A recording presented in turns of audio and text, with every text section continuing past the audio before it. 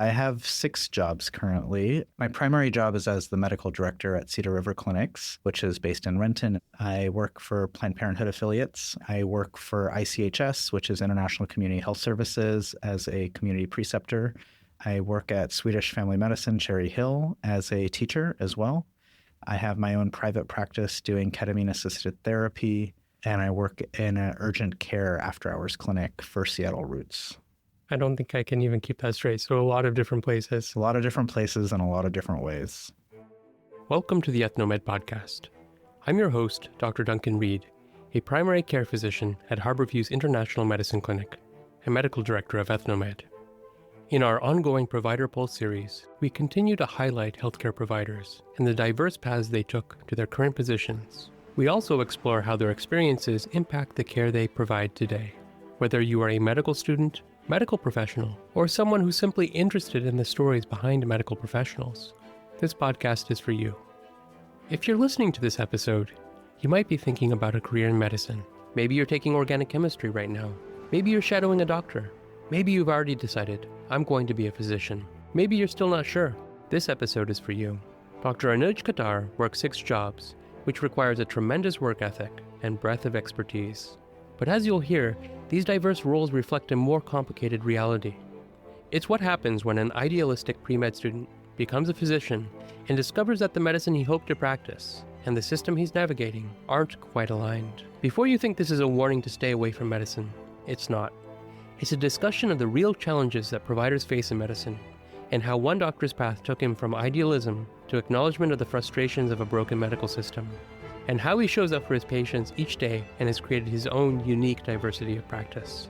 In this 2-part conversation, you'll hear more about the moments that inspired him, but you'll also hear about the constraints, the frustrations, the gap between what a career in medicine seems to promise and what it often delivers.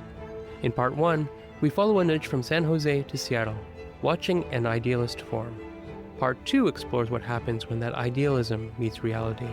If you're considering medicine, pay attention, not to be discouraged, but to go in with your eyes open. Let's begin. My name is Anuj Khattar. I'm a family medicine physician, and I work in the Seattle area. I graduated medical school in 2012, and I graduated from residency in 2015. I did a 1-year-long integrative medicine fellowship and finished that in 2016. Before we talk about the 6 jobs, before we explore how Anuj practices medicine today, we need to understand where he came from, the idealism that would eventually be tested, and his ability to clearly see larger systems at play. Both began in the same place, San Jose, California, in the 1990s. And can you take us back? Where are you from originally? I grew up in San Jose, California, and I was actually born in Florida, of all places, but my dad was there for graduate school. That's how we ended up in the United States. My parents moved here from India, and then when I was 4, we moved to California.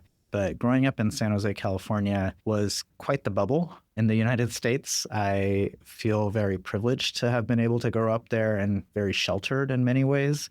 And it wasn't until I left California that I feel like I had an awakening of what America is. But I feel grateful that I had that opportunity to be there for those formative years of my life. And I think it gave me a framework to try to aim for and achieve as I move forward as well. San Jose in the 1990s was experiencing growth and a demographic shift driven by the tech boom. In Anuj's schools, white students were the minority.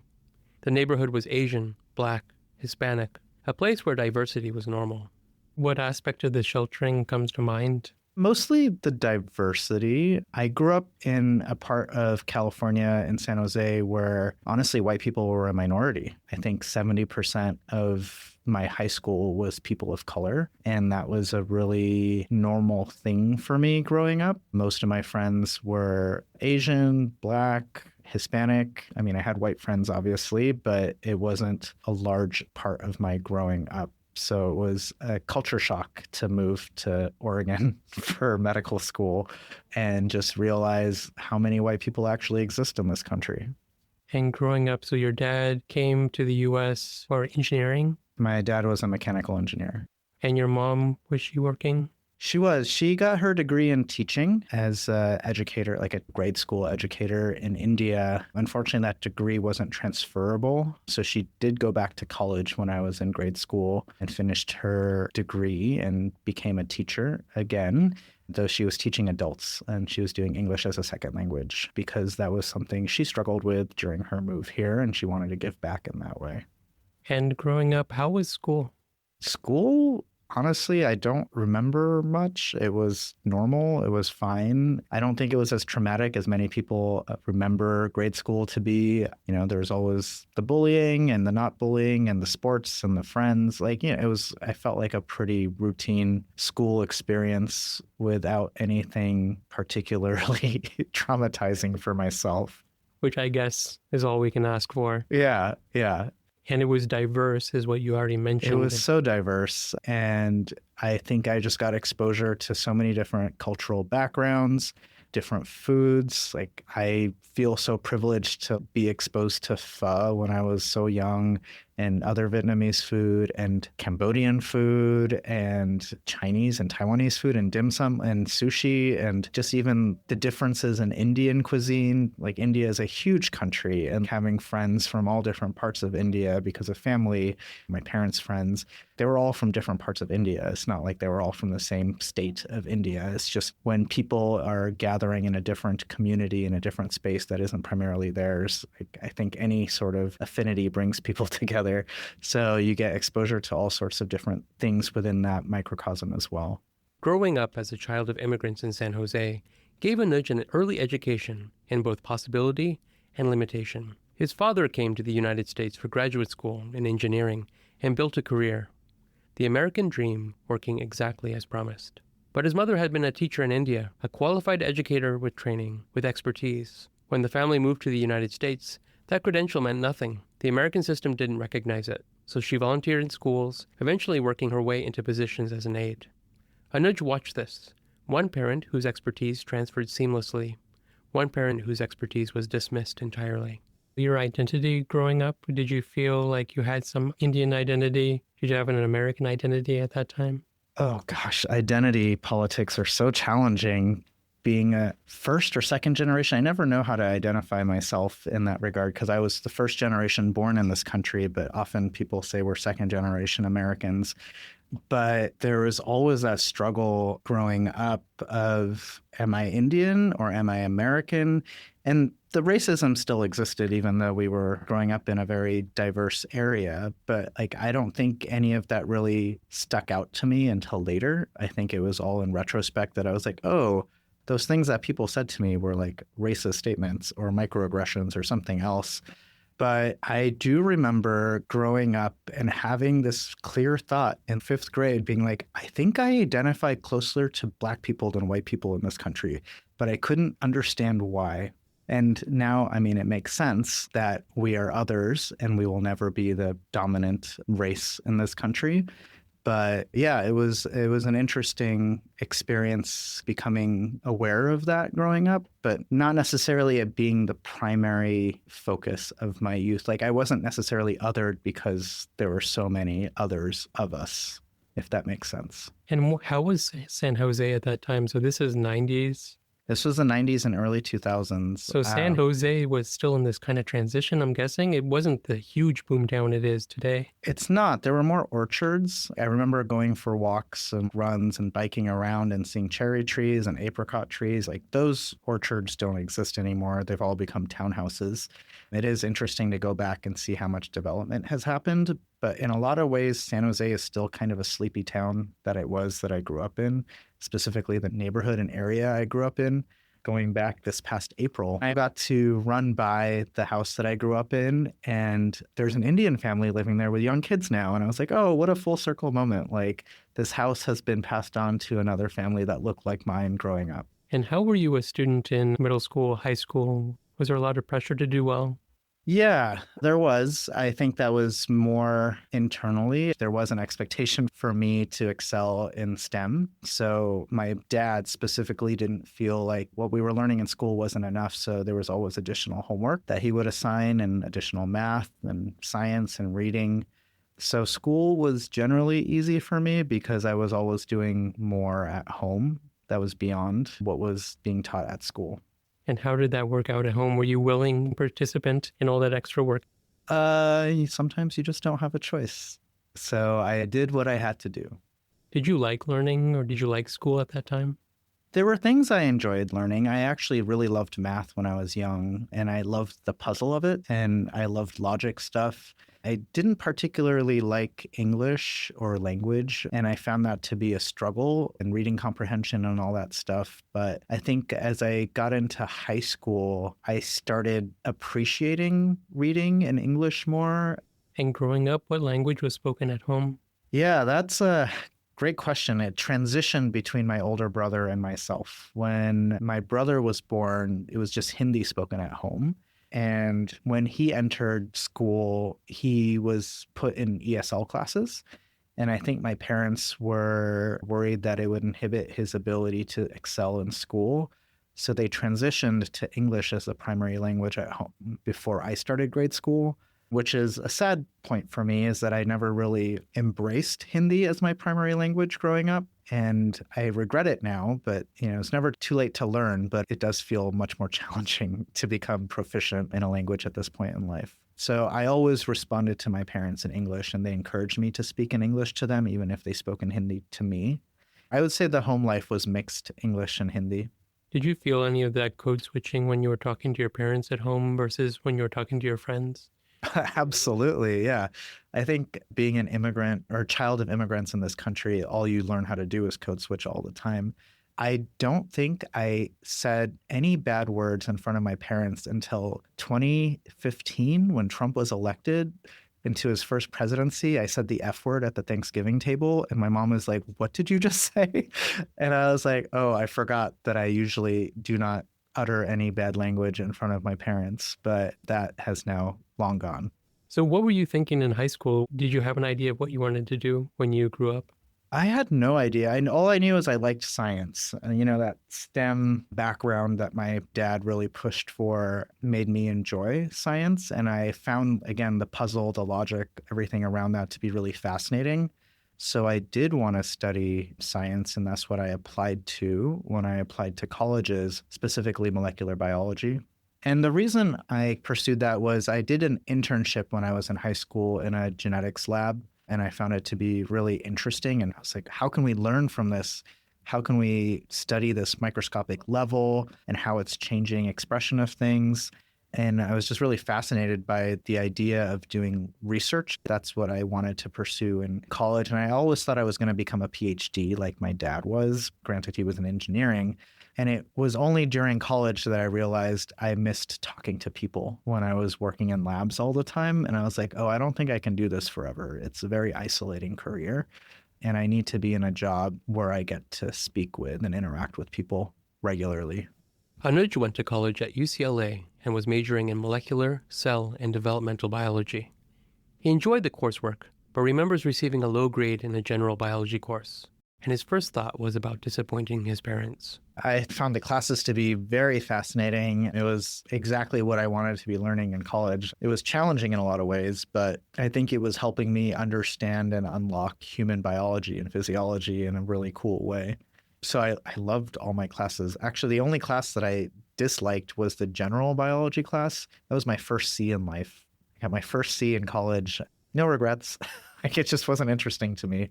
But yeah, that was... How did it feel at the time getting a C? I think I was more afraid of disappointing my parents than anything else. But after I told them, they just didn't seem to care as much as I thought they were going to. And I was like, oh, okay, like my education is up to me. Like, I shouldn't be doing this for anybody else. So I think their lack of expectations really helped me realize that whatever I do is for me at that point. So that was, I think, a good turning point for me in that sense. Anuj was thinking of pursuing a research career and began working in a lab as an undergraduate. He had the courage to walk into the lab and ask for a position. I started working out in a Drosophila lab. So I did fruit fly experiments with genetics and breeding to see if we can get recessive genetic things to be expressed and how to isolate that. And a lot of it ended up having to do with how methylation can change that sort of expression. And like, yes, something can be purely autosomal dominant or recessive, but phenotypes can also be changed in expression through methylation. I ultimately felt very sad about having to kill flies, so I moved to a lab that studied plants and plant expression under different stress, but it was kind of the same bigger picture of just like how does methylation affect expression of different proteins and phenotypes. So that was the new field of epigenetics. Correct. Or actually, they were talking a lot more about it in Yes. the science.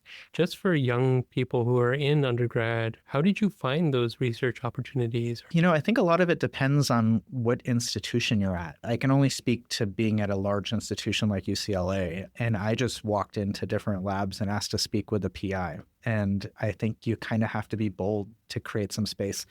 I feel lucky that the first lab I walked into said yes, but I don't think that happens to everybody. And I think you just have to be okay with disappointment and okay with being told no. And I think we're going to live in a world where we hear no all the time, and it takes a certain level of acceptance to understand that the no's are not personal. So let people say no to you, but you're never going to get opportunities unless you ask for them.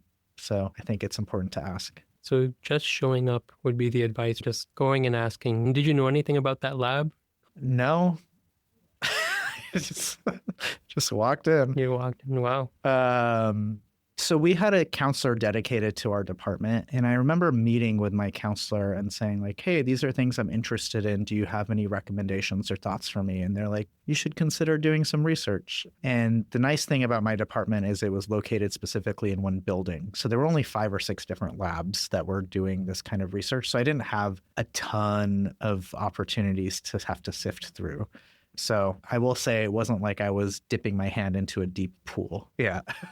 And what about mentorship during this time? Do you remember having much discussions maybe with some of the PhD students or the postdocs or the PI themselves, kind of guiding you through how to think about science? Yeah, not so much from that first lab. I was at that lab for 2 years, and then I transitioned to the plant lab. The plant lab, I had a lot more mentorship. It was a little bit of a bigger lab. It had a bigger budget. And I have some good friends still that were PhD students or postdocs doing research in there. Experience with lab research was important for Anuj, helping him ultimately decide that the research path was not for him. It was through a public health course that he was first introduced to a mobile clinic in West Hollywood. There, he became inspired to pursue medicine through the human connection. He was full of idealism, but he also began to see where the medical system fails the most vulnerable. I will say concurrently, I was also figuring out what I was interested in. So even though this research was happening on the side, I was still growing and developing as a human being in other ways. And one of the special classes I got to take at UCLA was a public health course that was a year long. And it involved working with an organization called the UCLA Mobile Clinic. So part of your credits is through volunteering with this street outreach clinic in West Hollywood. So I started doing that during my freshman year, and I continued doing that for the entirety of my undergrad time. So I was finding joy and meaning in this work that I was doing as a volunteer working with other human beings, which ultimately led me down the path of medicine.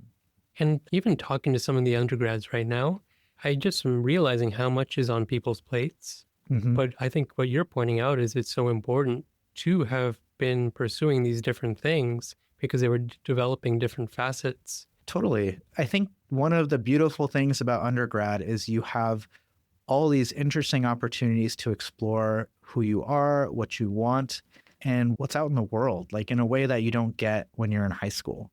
And you're not really ever going to know what you want to do until you try different things. So if you don't enjoy what you're doing, find some other opportunity or allow yourself to grow in different ways. And this mobile clinic, were you thinking of medicine? Had you had any contact with medicine before? No, funnily enough, my uncle is a physician, but I didn't know that until after I started medical school. It's just not something that I'd ever talked about with my family. So medicine wasn't a career choice that I had considered at any point prior to being in college and working with people through that UCLA mobile clinic. West Hollywood is a few miles to the east of the UCLA campus, home to the Sunset Strip, legendary nightclubs, and a unique cultural identity.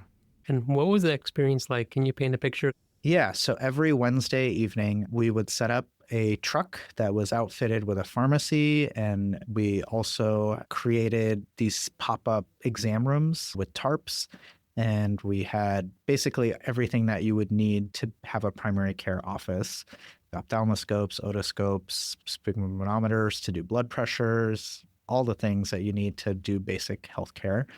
And then we would also have a table of resources and supplies, so condoms, lube, socks. We'd also have a legal expert out to help people fight cases like jaywalking, things that they would get because they were under-resourced and couldn't pay those fines anyway. And we would be next to a food bank that would be serving dinner, and they served dinner every night of the week.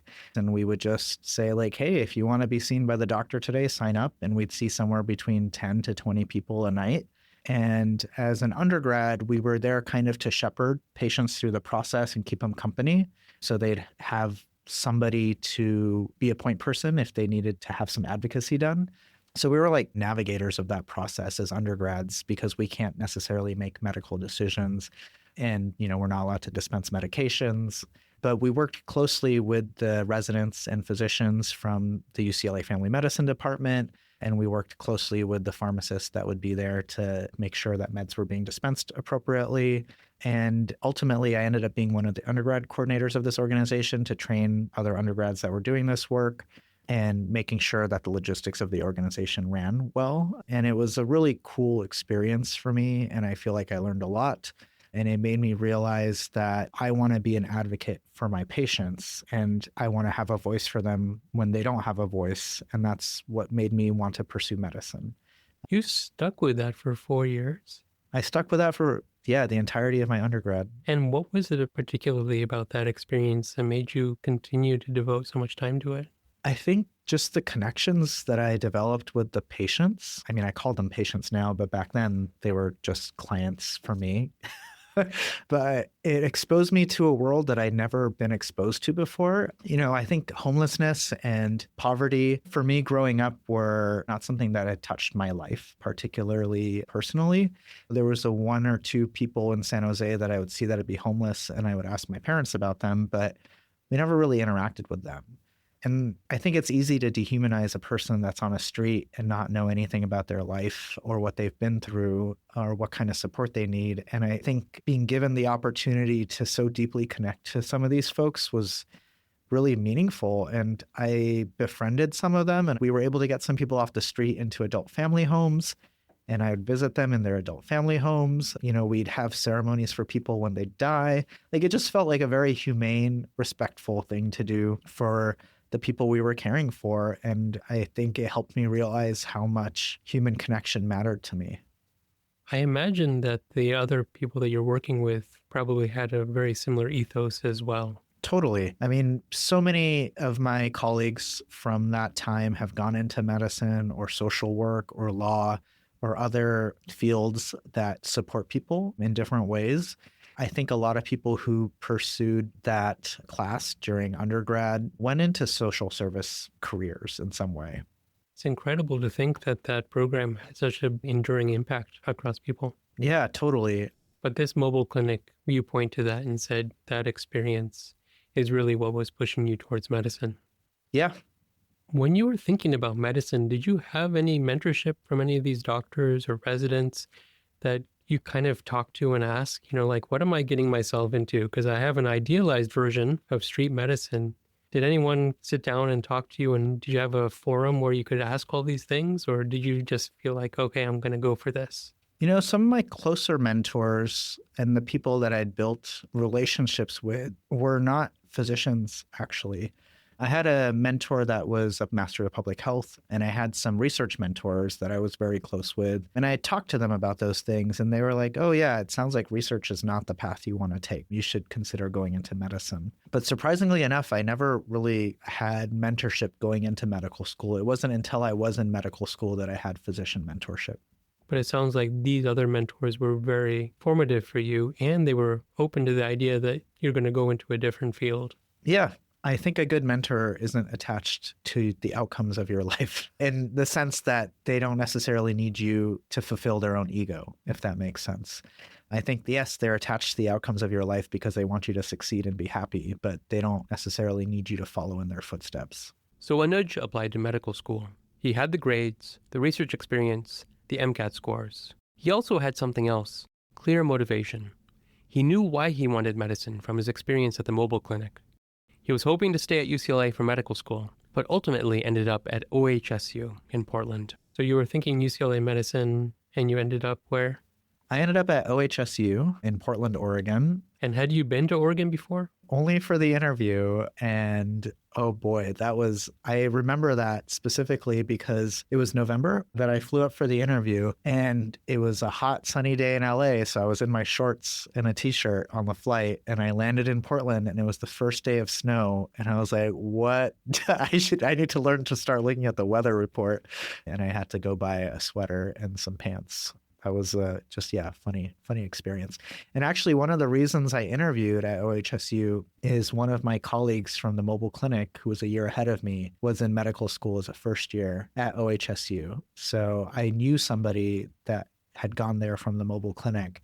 And I think that connection made me more invested in even looking at the school. But then the advice for proper clothing didn't trickle down. Yeah, I at some point we all have to take responsibility as an adults and look at the weather report. So how was medical school? How was that experience? Was it what you thought it was going to be? I didn't know what to expect. I knew it was going to be hard. I specifically remember a conversation during my first year of medical school, calling my parents and being like, this is so hard. It sucks. I feel dead inside is extreme, but I just feel like I wasn't living life. I think I was very depressed. And I was like, I don't know if I want to keep doing this. And my parents, lovely as they are, said, well, you don't have to if you don't want to. And I think the reverse psychology just worked too well for me. And I was like, well, I'm going to effing do it. I'm going to finish medical school.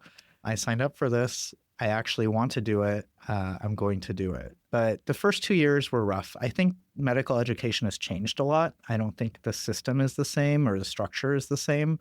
I think there's a lot more emphasis on getting students into clinical experiences earlier than we had.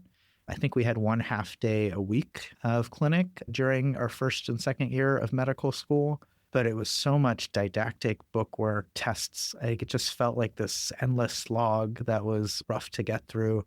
And I don't know, it's hard to do it when there isn't really an end goal in sight. And I think, I knew I wanted to go into medicine, but I didn't know what kind of medicine I necessarily wanted to practice.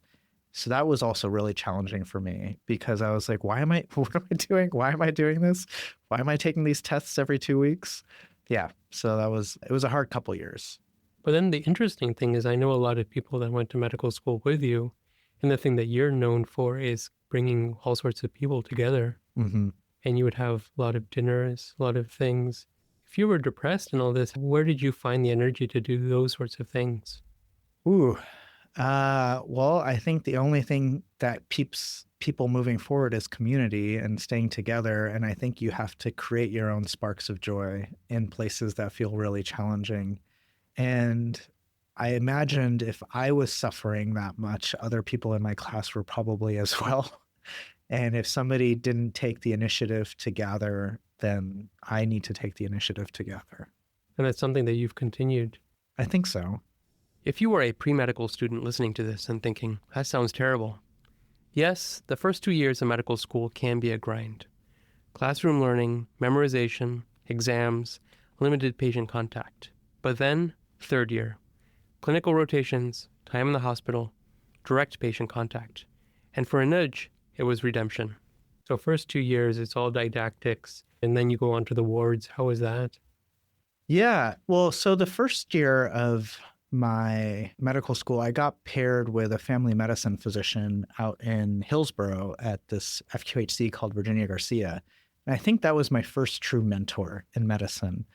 And it was an awesome experience. It made me understand that medicine could be practiced in a holistic way, and family medicine was a career choice that could be something I'm interested in doing.